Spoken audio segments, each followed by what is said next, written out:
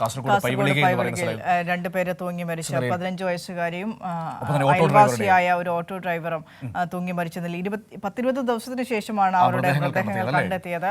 ഇന്ന് പോസ്റ്റ്മോർട്ടം നടപടികൾ നടക്കുകയാണ്. സിജു കണ്ണൻ നമ്മളോടൊപ്പം ചേരുകയാണ്. Siju, good morning.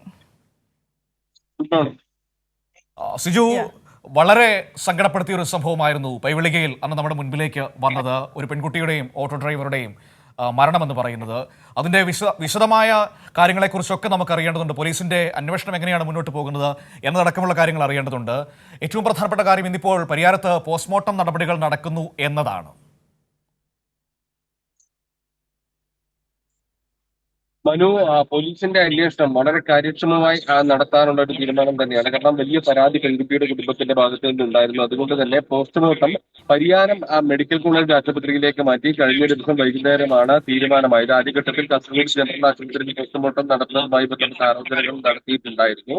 Pariyaram medical college ആശുപത്രിയിൽ പോലീസ് സർജന്റെ മേൽനോട്ടത്തിലായിരിക്കും ഈ പോസ്റ്റ്മോർട്ടം നടപടികൾ നടക്കുക. കാരണം മൃതദേഹത്തിന്റെ കാലപ്പഴക്കം കണ്ടെത്തേണ്ടതുണ്ട്. ഈ 15 വയസ്സുകാരിയെയും ഓട്ടോ ഡ്രൈവറെയും കാണാതായത് ഫെബ്രുവരി 12 മുതലാണ്. ഫെബ്രുവരി 11 രാത്രി വീട്ടിൽ കിടന്നുറങ്ങിയ 15 വയസ്സുകാരിയെ പിറ്റേ ദിവസം രാവിലെ കാണാതായി. തൊട്ടടുത്തുള്ള അയൽവാസിയായ ഓട്ടോ ഡ്രൈവർ പ്രജീവിനെയും ആ സമയത്ത് കാണാതായി.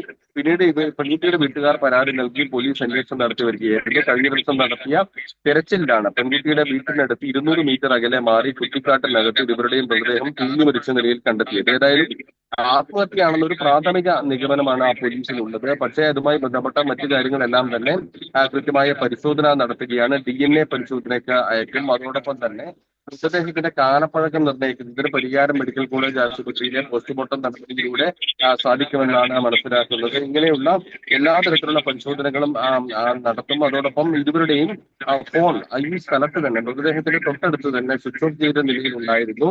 അത് സൈബർ സെല്ലിനെ പരിശോധനയ്ക്ക് കൈമാറുമെന്നാണ് അറിയിച്ചിരിക്കുന്നത്. ഈ ഓട്ടോ ഡ്രൈവറും 15 വയസ്സുകാരിയായ പെൺകുട്ടിയും തമ്മിൽ അടുത്ത ബന്ധമുണ്ടായിരുന്നു, സൗഹൃദം ഉണ്ടായിരുന്നു എന്നാണ് മനസ്സിലാക്കുന്നത്. ഇരുവരെയും കാണാതായതിനു ശേഷം ഇവിടെ നാട്ടിൽ വെച്ച് തന്നെ ഇരുവരുടെയും ഫോൺ സ്വിച്ച് ഓഫ് ആയ നിലയിലായിരുന്നു. പിന്നീട് പോലീസ് ഈ പ്രദേശങ്ങളിലെല്ലാം തന്നെ പരിശോധന നടത്തി. കർണാടകയിൽ ഇയാളുടെ ബന്ധുവീട്ടിലെത്താൻ സാധ്യതയുള്ള സ്ഥലങ്ങളിലെല്ലാം തന്നെ പരിശോധന നടത്തിയെങ്കിലും കണ്ടെത്താൻ കഴിഞ്ഞില്ല. കഴിഞ്ഞ ദിവസം കാസർഗോഡ് ജില്ലയിലെ വിവിധ പോലീസ് സ്റ്റേഷനുകളിലെ 100ഓളം പോലീസുകാരും സന്നദ്ധ പ്രവർത്തകരും ക്ലബ്ബ് പ്രവർത്തകരും എല്ലാം തന്നെ പ്രദേശമാകെ അരിച്ചു പെറുക്കിയപ്പോഴാണ് ഈ കുറ്റിക്കാട്ടിനകത്ത് ഇരുവരുടെയും മൃതദേഹം കണ്ടെത്തിയത്. ഇരുവരും തമ്മിൽ ഏറെ നാളായി ബന്ധമുണ്ടായിരുന്നു എന്നാണ് മനസ്സിലാക്കുന്നത്.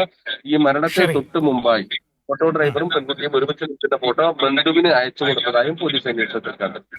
ശരി സിജു, ഏതായാലും അതിന്റെ കാരണം നമുക്ക് അറിയേണ്ടതുണ്ട്. അത് ഏത് രീതിയിൽ സംഭവിച്ചു എന്നതടക്കമുള്ള വിശദമായ പരിശോധനകൾ നടത്തേണ്ടതുണ്ട്. പോസ്റ്റ്മോർട്ടത്തിലൂടെ പുറത്തു വരുമെന്ന് തന്നെ നമുക്ക് പ്രതീക്ഷിക്കാം.